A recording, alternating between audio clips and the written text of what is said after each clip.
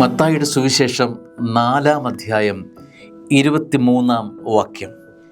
അവൻ അവരുടെ സിനഗോഗിൽ പഠിപ്പിച്ചും രാജ്യത്തിൻ്റെ സുവിശേഷം പ്രസംഗിച്ചും ജനങ്ങളുടെ എല്ലാ രോഗങ്ങളും വ്യാധികളും സുഖപ്പെടുത്തിയും ഗലീലി മുഴുവനും ചുറ്റി സഞ്ചരിച്ചു.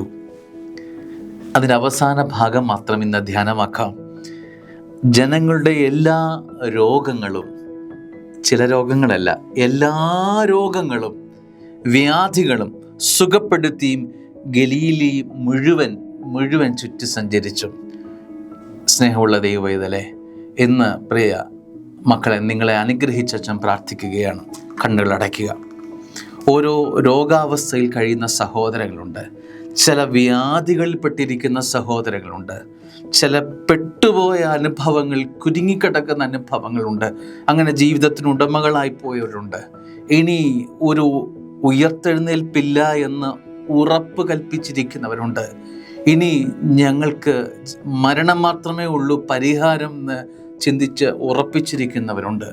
ചോദ്യചിഹ്നവുമായി നിൽക്കുന്നവരുണ്ട്. പരിഹാരമില്ലാത്ത വിഷയങ്ങളില്ല ദൈവവേദലേ. ഇതിനൊക്കെ ഉത്തരമുണ്ട്. നിന്നെ ഇപ്പോൾ അനുഗ്രഹിച്ച് പ്രാർത്ഥിക്കുക. ഈ വചനത്തിൻ്റെ യോഗ്യതയാൽ സകല കെട്ടുകളെയും അഴിച്ചപ്പോൾ ആശീർവദിച്ച് പ്രാർത്ഥിക്കുകയാണ്. മത്തായിയുടെ സുവിശേഷം 4-ാം അധ്യായം 23 വചനത്തിൻ്റെ യോഗ്യതയാൽ, സ്നേഹമുള്ള ദൈവവേദന, നിന്റെ ജീവിതത്തിൻ്റെ കുറുകെ വീണിട്ടുള്ള സകല വിഷമങ്ങളുടെയും പ്രയാസങ്ങളുടെയും രോഗാനുഭവങ്ങളുടെയും വ്യാധികളുടെയും എല്ലാ പെട്ട അനുഭവങ്ങളുടെ മേൽ സ്വർഗം കുരിശു വരച്ച് നിന്നെ അനുഗ്രഹിക്കുക. ഇതിൽ നിന്ന് വിടുവിക്കുക.